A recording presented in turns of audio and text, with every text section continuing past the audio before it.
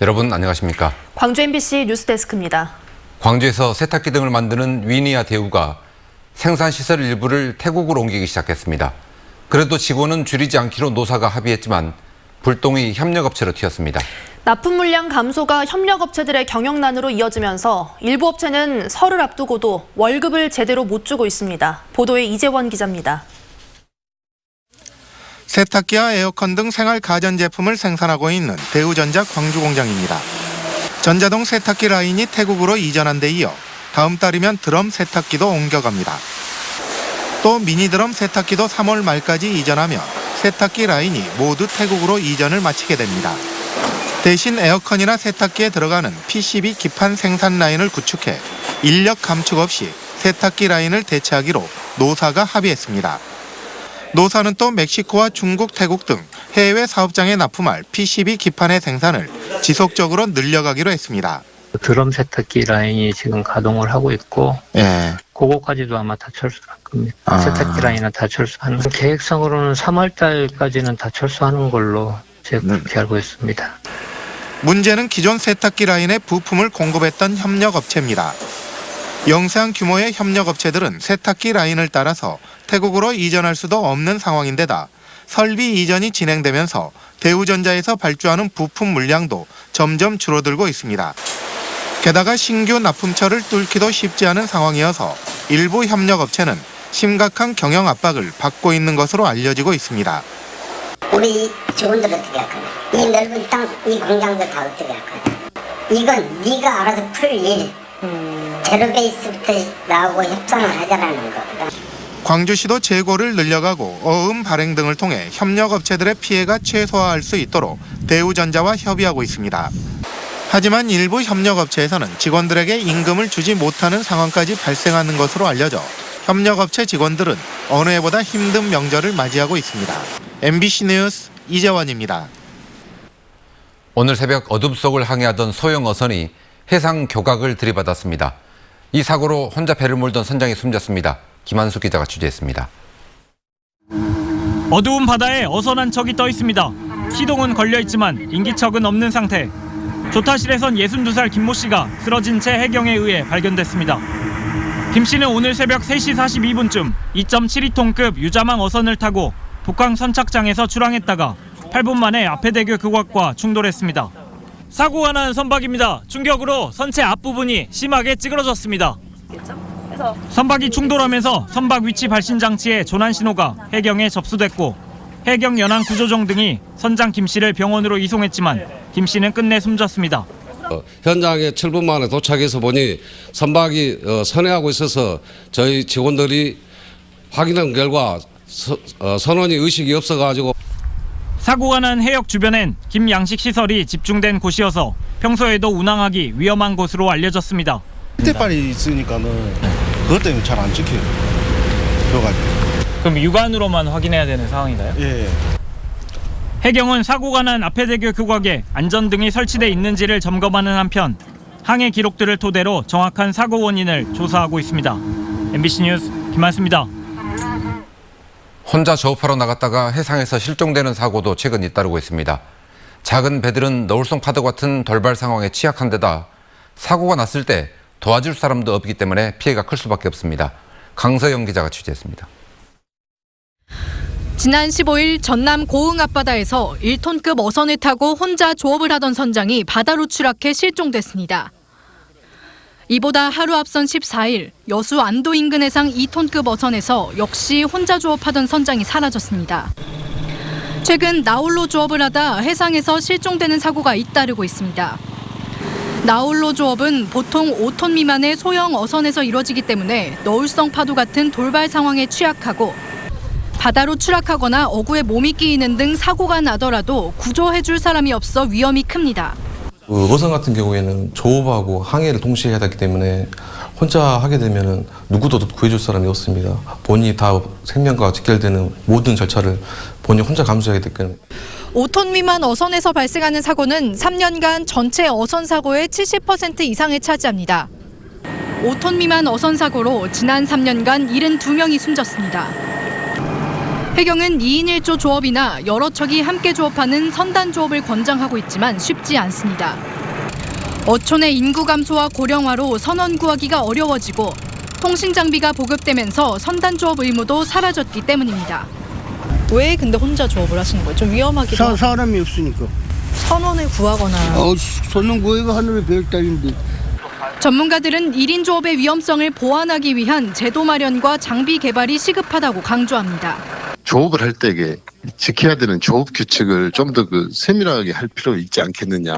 한 예입니다만 일본 같은 경우는 조끼도 있지만 칼을 차고 합니다. 칼을. 뭐 발이나 손에 걸렸을 때 이게 칼이 없으면 해결이 안 되는 것이거든요. 실제로 우리와 조업 환경이 비슷한 일본은 이미 17년 전부터 1인승 소형 어선에서의 구명조끼 착용을 의무화하고 있습니다. MBC 뉴스 강서영입니다.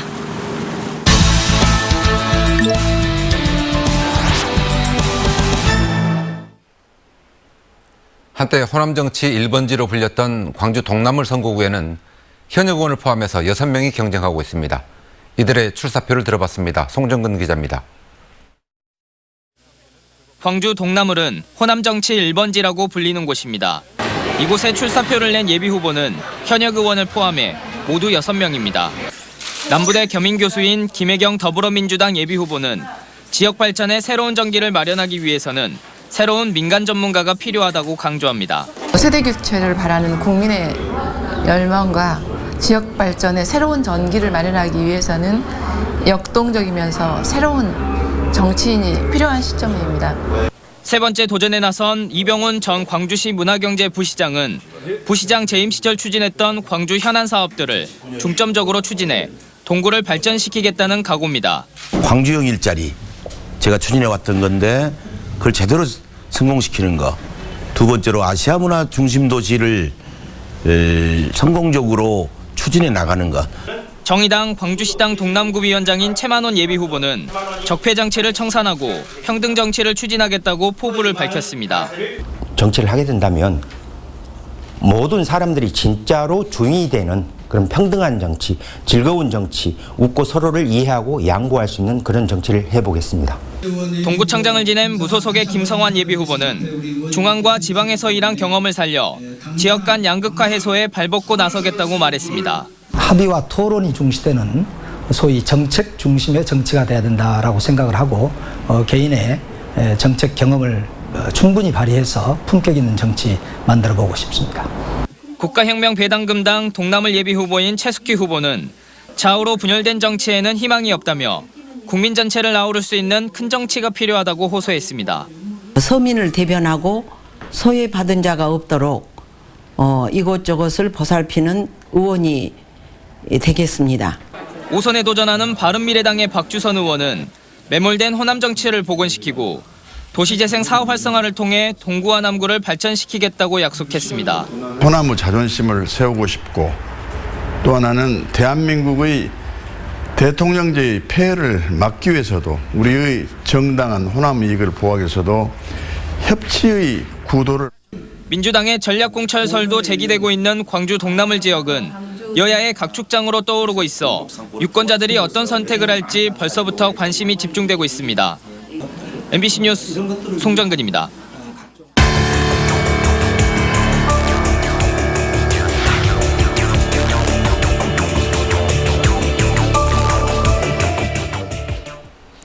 간병 가족들의 이야기. 오늘은 병원에 장기간 입원한 환자를 돌보는 가족들의 이야기입니다.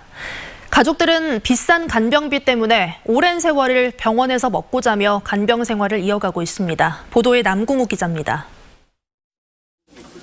23년 전 뇌경색으로 쓰러진 A씨. 전신이 마비됐고 몸에 꽂힌 수액과 의료기기 없이는 생명을 유지하기 어렵습니다. A씨가 병원에 누워있는 시간만큼 그의 아내도 병원 생활을 하고 있습니다. 매 시간마다 A씨의 자세를 바꿔주고 대소변을 받아내는 건 모두 아내의 몫입니다. 체일을 2시간에 한 번씩 해요. 욕창. 사설 간병인을 고용해 며칠 쉬고 싶어도 하루 10만 원이 넘는 간병비 때문에 그럴 수도 없습니다. 제가 쉬고 싶을 때 한 이틀이라도 이렇게 정부에서 조금만 사람을 좀 보내주셨으면 그게 좋겠고요. 제가 더 뭐 바라겠어요? 정부는 입원 환자 가족의 간병 부담을 덜어주기 위해 2013년부터 간호간병 통합 서비스를 시작했습니다. 하루 2만 원 정도만 내면 보호자 없이도 병원에서 간호와 간병을 모두 받을 수 있다며 누구나 이용할 수 있다고 홍보하고 있습니다. 하지만 실제로 이 통합병동에 입원하기란 쉽지 않습니다. 김 씨 남편처럼 장기간 입원 치료가 필요한 중증 환자를 위한 병실이 없기 때문입니다. 통합병동 병상의 90% 이상이 질병이 막 발생한 환자들이 주로 입원하는 급성기 병상이고 나머지 병상도 발병한 지 2년까지만 입원이 가능합니다. 발병일로부터 2년을 넘지 않아야 됩니다. 우리 통합병동에 들어올 수 있는 환자들은. 전문 재활 치료해봤자 효과가 없는 환자들이기 때문에 그분들은. 전신마비 환자같이 1:1 간병이 필요한 환자들도 입원하기 어렵습니다. 통합병동에 간호인력 1명이 담당하는 환자의 수가 5명에서 7명 정도이다 보니 이런 환자들 간병이 어렵기 때문입니다. 와상 환자는요, 거기하고 해당 사항이 없습니다. 때리면 안 되죠. 거기는 일주일 있다가 가시고 10일 있다가 가시고 그런데 우리 같은 사람은 해당이 없어요. 현재 통합병동 병상 수는 전체 의료기관 병상의 18% 수준. 정부는 2022년까지 통합병동 병상을 10만 개까지 늘리겠다고 선언했지만 장기 입원 환자들을 위한 뾰족한 대책이 있는 것은 아닙니다. 장기적으로 이걸 이제 가야 되는 지금 현재 급성기 병원이라고 저희가 생각하는 그런 부분에도 아직 다 10만 병상이 제도적으로 정착되지 못한 상황이기 때문에 간병 지원 혜택조차 받지 못하는 장기 입원 환자의 가족들은 그 누구의 도움도 없이 오늘도 24시간을 병원에서 보내고 있습니다.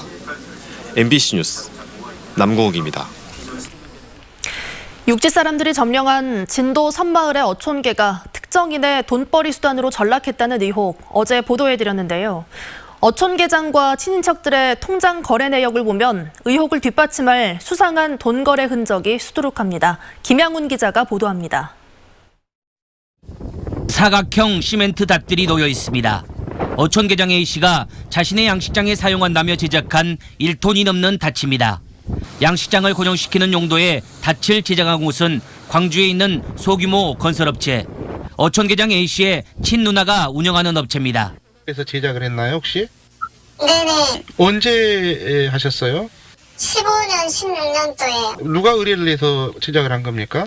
근데 제가 왜 이 기사한테 이렇게 이런 것을 제가 얘기 다 할 필요가 있나요?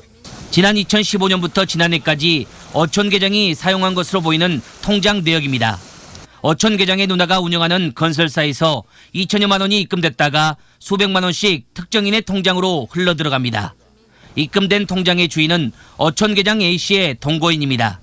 친누나가 운영하는 건설업체에 닷 제작을 맡긴 것도, 돈을 받아야 할 업체가 오히려 어촌계 통장에 거액을 입금한 것도, 어촌계에 입금된 돈이 다시 어촌계장의 동거인 통장으로 다시 입금된 것까지 모두 의문투성입니다. 사실혼 관계입니다.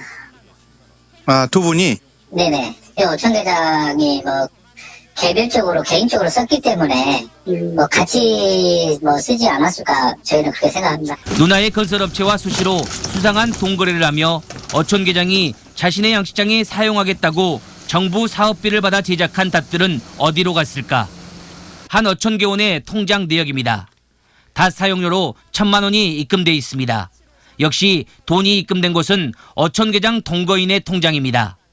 전복양식장 101 기준에 사용한 닷은 6개, 한 개에 보통 140만 원씩을 건넸습니다. 이런 식으로 1,000만 원 이상 닷값을 보냈다고 MBC에 밝힌 어촌계원만 10명이 넘습니다. 또한 어촌계원으로 가입한 뒤 된 계약료, 즉 양식장 임대료는 해마다 450만 원 안팎, 섬 안에 주택을 짓겠다며 수백만 원씩 받아간 돈까지. 지난 2014년 만들어진 어촌계를 통해 잠긴 그 많은 돈들이 어디로 쓰였는지 어촌계원들은 알지 못합니다. 어촌계장이 사용했다는 통장의 거래 내역에는 커피와 주유소, 분식집, 편의점까지 너무나 많은 사용처가 드러나 있습니다.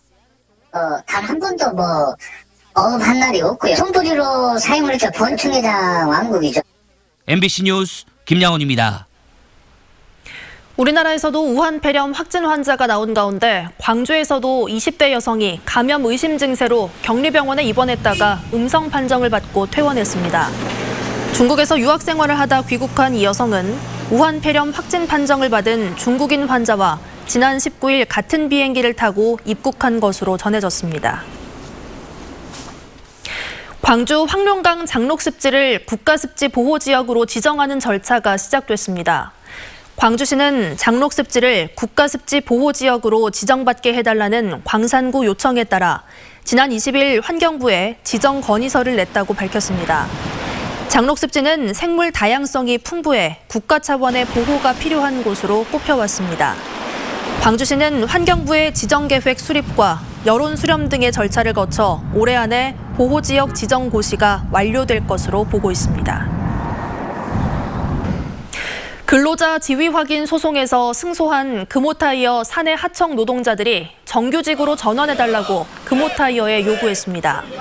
금호타이어 비정규직 노조는 오늘 광주 공장 앞에서 집회를 열고 사내 하청 직원의 근로자 지위를 인정한 법원의 판결에 따라 소송을 제기한 613명을 모두 정규직으로 고용하라고 금호타이어에 요구했습니다. 한편 금호타이어는 지난 2017년 사내 하청 직원들의 근로자 지위를 인정한 대법원 판결에 따라 132명을 정규직으로 전환한 바 있습니다. 어제 오후 6시 20분쯤 광주 남구 이맘동의 한 도로에서 28살 김모 씨 소유의 BMW SUV 차량에서 불이 나 엔진룸을 일부 태우고 7분 만에 꺼졌습니다.